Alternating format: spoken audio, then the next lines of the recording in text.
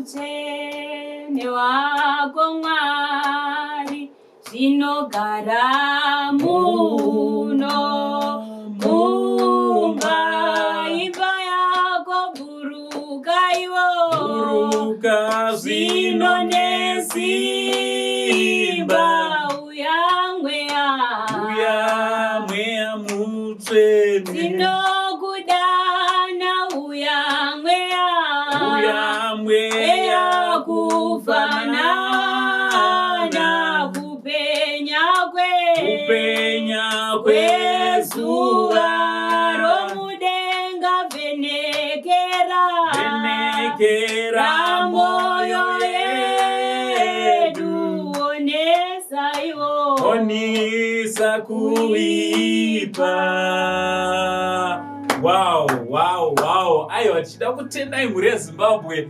Nhasi ndoiziva kuti muri kushamisika kuti chii chiri kuitika. Angova kuimba. Aiwa, kana ndakapinda mweya chaizvo ndinogona kungotanga nekuimba. So guys, today I'm excited. Yes, I'm excited. Pazuva ranhasi nekuda kwemunhu wandakagara naye anditi munhu wandakagara naye. I think song iyi vazhinji vanga vachiona mavidheos edu pakesi yatakapedzera kuita. Vari kuziva kesi yamai ano anditi kana kuti musikana anonzi Portia Vashko. This is the signature song yatanga tichishandisa. So I thought kuti it was not fair kana dai taishandisa song iyi ichibata isusu pamwe chete nemi torega kudana munhu akaimba song iyi. The same vision yatanga tichidi yatiri kushandisa. So chekutanga ndoda kukugamuchirai pano paSaint TV basa richienda mberi. Chekutanga, don't forget to subscribe to our YouTube channel. Also don't forget to follow us on our Facebook page, that is Saint TV, and all our social media handles. Makadi muri yeZimbabwe. So nhasi ndina kugara ndega, ndakagara nemunhu ane izwi ramanzwa, izwi ramakanzwa, izwi rakakuchemedzai, anonzi iye Shamiso. Mai vake hanzi vanomuti Shamiso. Anonzi Shamiso, but vana mai vanoziva zvavanodanira mazita iwawo. Shamiso, welcome to the show. Thank you for having me. All right, zviri kudini? I was really right. Anditi, good to see you. Same. Ndakangoona kari kavidheo ndakaona kuri kuTikTok. I think ndakatanga kungofarira kasongi koka ndingati ndine background sezvandambotaura before tagara panapa ndine background with this song particularly. So pandakakaona uchikaimba nenziyo nemaimbiro andaiziva kachiitwa kwatakambogara zvakabva zvandibata. Then I decided to use the same song pavidheo. Chekutanga, anombonzi Shamiso ndiani? Okay, Shamiso ndini. All right. Ndonzi Shamiso Mukanguri. Okay. Yes. Yeah. All right. I think that's all. Yeah. Wakakurira kupi?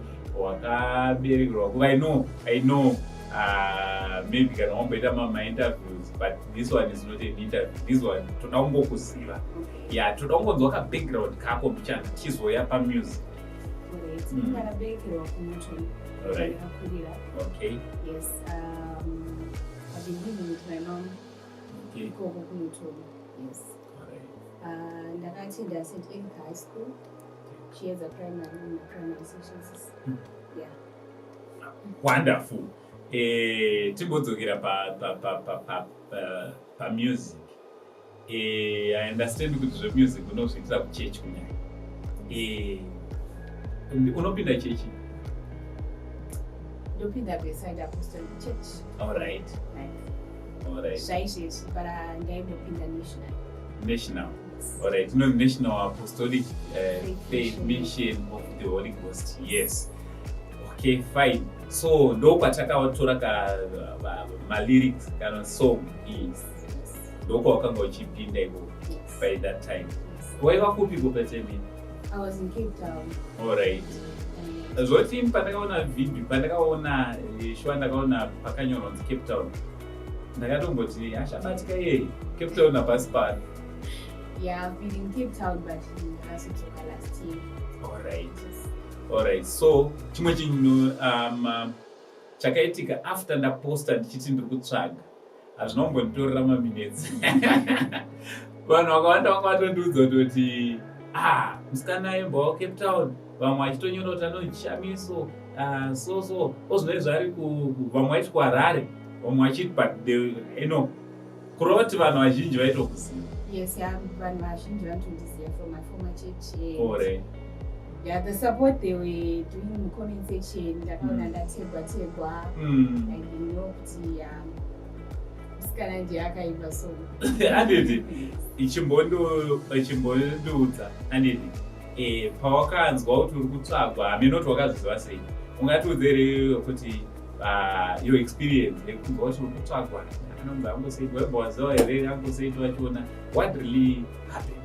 Okay, zvakaitika ndakaona video raKuSA Gospel and someone tagged me wekuCape Town akati ona song ikuita sei ikushandiswa pathis video, so I was like ndakatofarawo kuti someone is really using my sound. I was happy. And then pamakazoposta muchitini kunditsvaga ndanga ndiri offline ine ndasina kutombozvitarisira kuti ndichatsvagwa kana kuti ndichafamba seizvozvo. So I received a call from one of my friends. Blessing. Akandifonera akati komadha makatorara muchitrenda. So I was confused kuti kutrenda because I had posted the recent video on my Facebook. Saka ndakumwe pamwe paFacebook pangu papage rangu pazvikuita sei pazvikutrenda but aiwa Uncle Sage is looking for you. So pandakazobatidzawo data and stuff ndopandakaona people were sending me screenshots. Alright. The power of social media. Yes. So after manzoti muri kutsvagwa and after tazotaura, I'm sure takatanga kutaura Facebook, right? Yes. And then tazotaura pa WhatsApp. Zvii zvakauya zvakatanga kuuya mamwe. Ndakati in my mind ndakati yes, I'm going there. Alright. Zvakuchitika. Like the moment that I've been waiting for a very long time. You see somebody who recognize me, recognize my talent. Alright. So I was really excited. I was really excited. Yeah, so let me say congratulations. Yeah, so my plans here ekuzomborecord. Okay, ngatibodzokera musical journey yenyu, especially muri kuchechi. Matanga kuimba rini? Ende kuchechi koko mai recognizwa here. I understand my church is not siyana, but I recognize here kuti no, this person ari kuimba zvinosvitsa vanhu. Yes, ndakatanga kuimba when I was 3 years. Alright. But ndaisapinda national, ndaipinda yainzi Zimbabwe Faith Apostolic with my mother. Alright. Saka vakarecognize talent. Mwana anoimba, we're singing funny songs t-shirts. I still remember the songs. Alright. Saka ndaikwidza patable kuti vanhu vandione kuti one who sing. Alright. Yes, so pandakazopinda national, yes, I was recognized as one of vaimbi because we were a lot of singers. Yeah, she sings. So it was really fun. Kuzikanwa unoimba, and they even gave a nickname for me. Alright. Vakatoti Shamiso vangangonotadza kuziva simakati chitenderana nacho. Serious? Yes. Chitenderana. I think we would like to use that one as well. Shamiso chitenderana. How does it sound, Mr. Producer? Shamiso chitenderana. Alright. Panapa reggaeton tinotenderana. So today ndatirege tikudani timbokurukura ndidi. After umaimba inenozwa debate, because I'm one person wekuti as much as I listen to music yakarekordwa, I love music kana yarekordwa pinda ma studios yabatwa the likes of Anamakumbe production, Gibson Makumbe producer, my good friend, the likes of Anatadix made it, the likes of Anatabs. I understand kuti inobhayawedzera tuma flavors, but an artist I believe kuti anonzwika achitongoimba ari paari ipapo, nyangwe nefoni munhu akangotora kafoni akangorecord and post, you can hear kuti this person is an artist. So maplans enyu mu music industry akamira sei? So even I was planning kuti ndive gospel singer. Okay. But yakarerekera kuchipostori. All right. That's why ndisingambobvira ndabuda mufield even machurches ekuchipostori because ndinoida chipostori ndoshida. All right. Yes. All right. Or ende muchichigone special music yachona. Already. So always muri ku bedside muri kuimba here. Ndakatanga kupinda bedside na 1 month. Serious? Muchiri munyowani. Chiri munyowani. Ikoko. Yeah, noticing kuti munhu anoimba zvisho. Masongs akangofanana here neu kana kuti pane akafanana. We use the same rhythm. All right. Yakazongosiyana mbichana but zvakafanana. Zvakafanana. Anditi, and where do you see yourself let's say in 2 years from now? As one big gospel chipostori artist. Serious? Yes. That's your dream? Yes. Oh, wow, wonderful, wonderful. Zvino pandakakudana inini pfungwa dzatinenge tinadzo would like to make that dream come true. Would want to be part of your journey yekuti tikuonei tinge tiri tese tizotaura mangwana kuti tisu takatanga nawa aideti imwe muchitaura kuti pakurekodhi kahistory kedu kachidaro kachingeba people making history. I still remember tichiverenga bhuku rakadaro tiri kuchikoro rakati people making history. So we would like to be part of your journey. So I don't know ini pamwe chete newakatarisa Saint TV family tiri panapa kuti zvakadii kuti tikamboshanda tese music industry. Zvakanakisa. I really love it.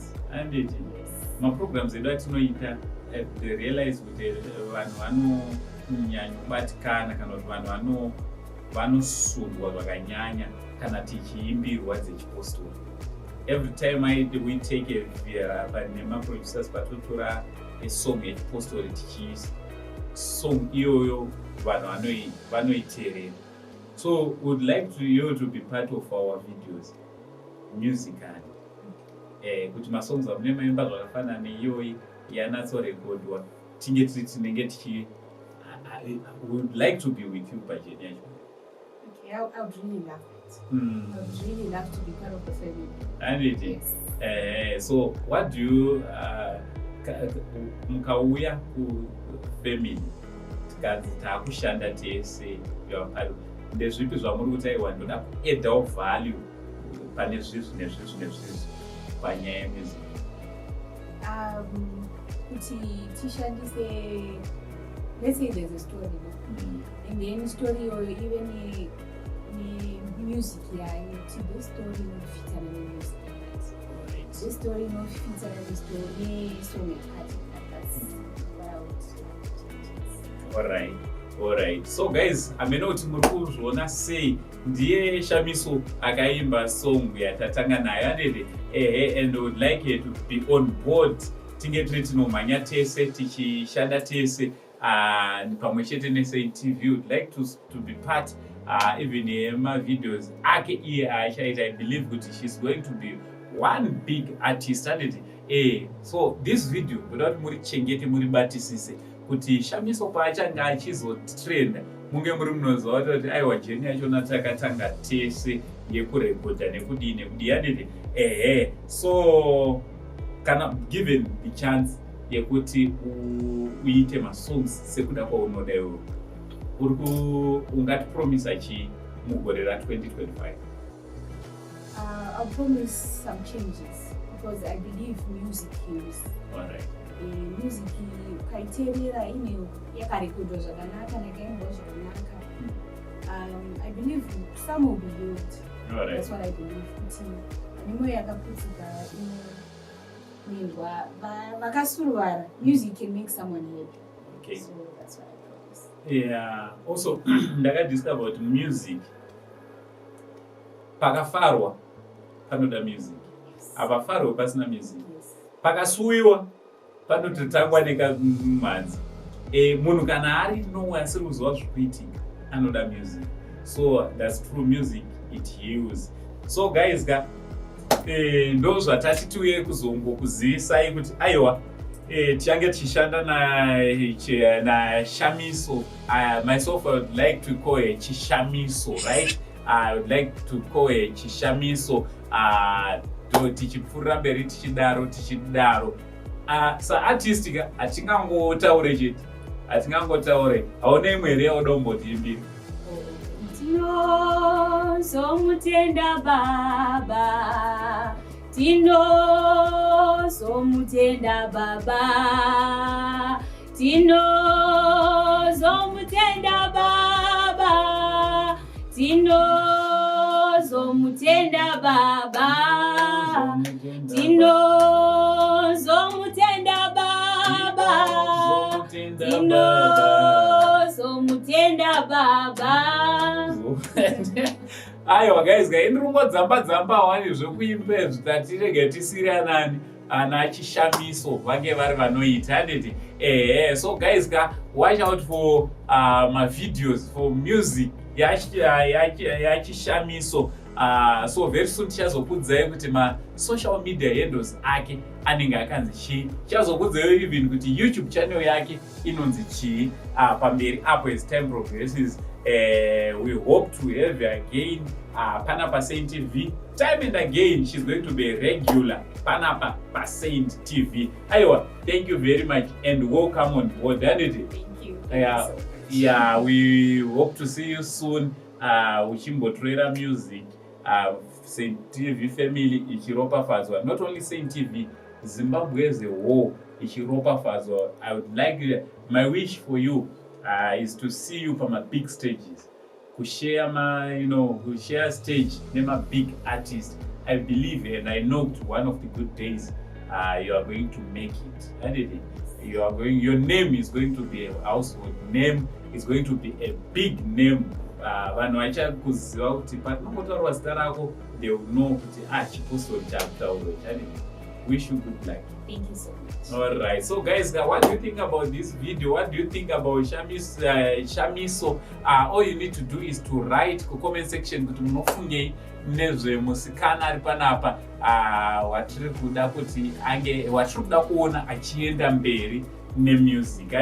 Watoda kuona music yake ichiteererwa kure, ichiteererwa pasi rese. Aiwa, zvinongogoneka chete kana imimi muchinge mamusapota. Aiwa, watch out for another video ratichange tichikurukura naye tichitaura about her journey mbichana. Aiwa, ndichida kungokurudzira kuti kana usati wafollow Rwak Media, aiwa, go and subscribe on their YouTube channel. Go and follow them on all their social media handles. Also, kana mchida kuita ma-adverts pa this platform, aiwa makasununguka unge muri munotibata pa number dziri pa screen, be it ma-weddings, be it ma-party. Aiwa, tine equipment yese yakakwana including ma-drone cameras. So guys, all you need to do is to get in touch with us. Isusu tobva tauya kuzoshanda basa rinozokudadisa inemio rinonwisa mvura. Aiwa, ndinoda a big shout out kune Rwak Media production team. Thank you very much for your unwavering support. Pari zvino hango Saint TV crew, Rwak Media na Shamiso tichiti it's much love and God bless.